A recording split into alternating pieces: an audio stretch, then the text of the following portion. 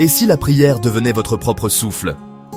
Pas une tâche sur une liste, pas un discours formel réservé au dimanche, mais le rythme silencieux et constant de votre âme. Et si chaque pas que vous faisiez était une conversation silencieuse avec Dieu, un pèlerinage non pas sur des routes poussiéreuses vers une terre lointaine, mais à travers les couloirs familiers de votre propre maison et les rues animées de votre quartier, c'est le cœur de l'invitation trouvée dans un verset simple, mais profond.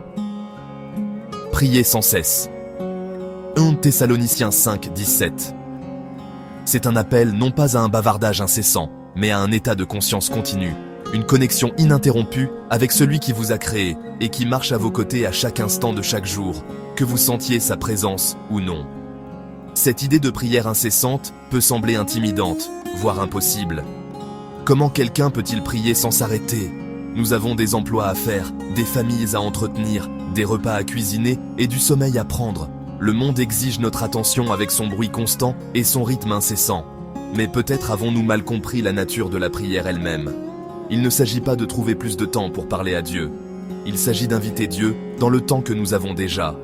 C'est un changement de posture, passant de visite périodique à une compagnie constante. C'est la différence entre planifier un appel téléphonique et marcher main dans la main. Ce genre de prière est moins une question de mots que nous prononçons, et plus une question de direction de notre cœur, le gardant doucement incliné vers le ciel. Imaginez votre propre respiration un instant. Vous inspirez et expirez des milliers de fois par jour, sans aucune pensée consciente. C'est un rythme automatique, vital, qui se poursuit que vous soyez éveillé ou endormi, occupé ou au repos. La prière peut devenir comme ça, la respiration spirituelle de votre âme. Elle peut être le courant sous-jacent silencieux qui coule sous la surface de vos activités quotidiennes. Un rapide et silencieux merci lorsque vous remarquez le soleil du matin. Une supplication murmurée pour la patience lorsque la circulation est à l'arrêt. Un soupir de confiance lorsqu'un défi semble trop grand à gérer seul.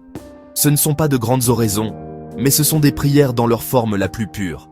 Un simple et honnête tournant du cœur vers Dieu.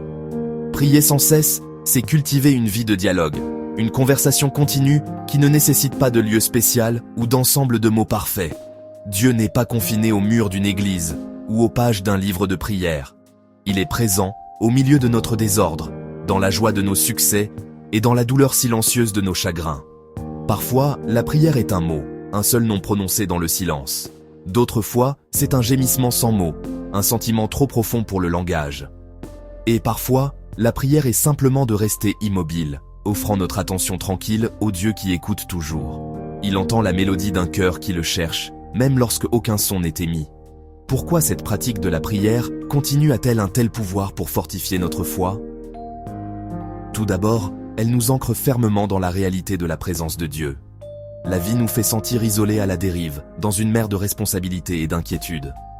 Nous pouvons oublier que nous ne naviguons pas seuls. Mener une vie de prière incessante ne nécessite pas une retraite dans un monastère ou un vœu de silence. C'est une pratique conçue pour le magnifique chaos de la vie quotidienne.